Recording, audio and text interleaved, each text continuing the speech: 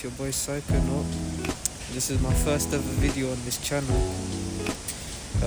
Today we're going to be talking about ZAR tolerance. We're going to be talking about the science behind it. You know, we're going to be going into depth behind how your tolerance raises and what you can do to fix a high tolerance. If you do go on to find this video helpful or educational in any way, definitely consider hitting that subscribe button, turning the bell notifications on so that you never miss out on another upload like this. Before we get into the video, I just want to quickly mention this channel is for people over the age of 18 or 18 and over, and this is strictly for educational purposes only. I do not condone the use or sale of drugs. So yeah, with that said, let's get straight into the video.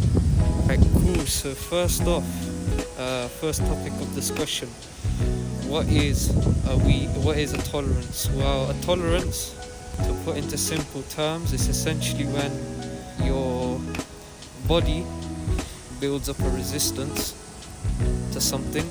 Now, this can happen with quite a lot of things, but you'll see it happen a lot with weed. So let's quickly break down how this happens.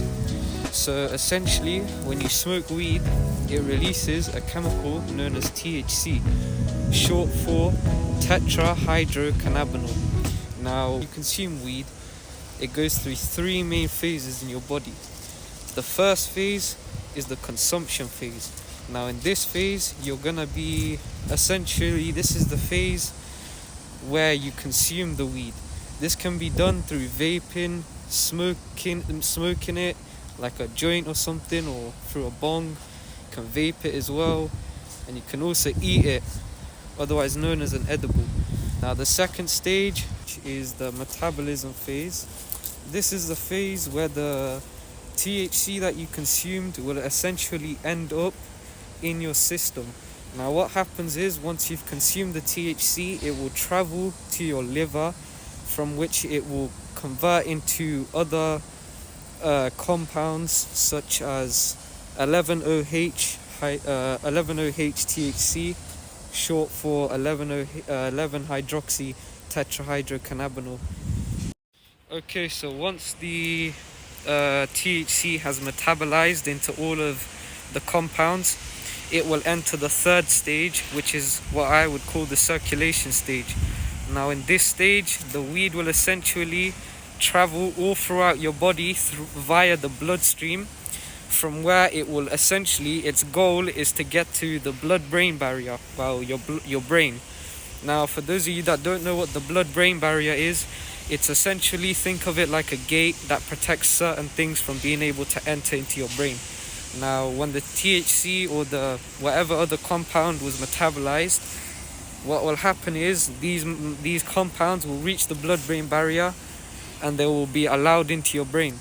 Now, once it's allowed into your brain, it will connect to what's known as the CB1 receptors. Now, once it's connected here, it basically just messes up with your neurons a bit. That's what gives you that high feeling, that euphoria, uplifting effect, the relaxationness, the enhanced emotions, the munchies, all of that. Now, over time, the way a tolerance builds up is, over time, if you use the ZAR excessively, essentially what happens is your CB1 receptors they become dull, they become unresponsive because they become damaged because of excessive use. So obviously, once they become damaged, they will become unresponsive, and this is how a high tolerance works. This is what gives you a high tolerance. To put it into simpler terms, essentially, if you have a high tolerance, whenever you smoke, your CB1 receptors are basically like, oh, we're doing this again. Let's lower the intensity, because they become less responsive, and sometimes they just don't even respond at all. So now that you know how a tolerance works and how it raises, now I'm going to explain how you can actually lower it. Now you guys have to understand, when it comes to lowering a tolerance, it's not as simple as you think it is. It's possible, but it's not as simple as you think it is. Now when it comes to lowering a tolerance, there's something known as a tea break. It's quite popular, and it does work. I'm not going to say it doesn't work. It definitely does work, but the problem is you guys are doing it completely wrong. So I'm going to explain exactly how you should be doing a tea break. But before that, let me explain what you need to be doing first before you take a tea break. So what you want to do is what I call the 3-to-4 ratio rule. Now what is the 3-to-4 ratio rule? Well, essentially you pick 3 days out of the week. For me, it's a Monday, Thursday and a Sunday, and for those 3 days you're allowed to smoke. However, for the remaining 4 days of the week, so whatever days that may be for you, for the remaining 4 days that you have, you are not allowed to smoke. And the reason why I tell you guys to do this is because, yes, you can take a tea break. Yes, it will work. But let's say you smoke daily. If you take a tea break and you haven't changed up how much you're smoking as well, and your smoking habits, within a week your tolerance is going to go back to what it was, if not even more, because you haven't changed up your smoking habits.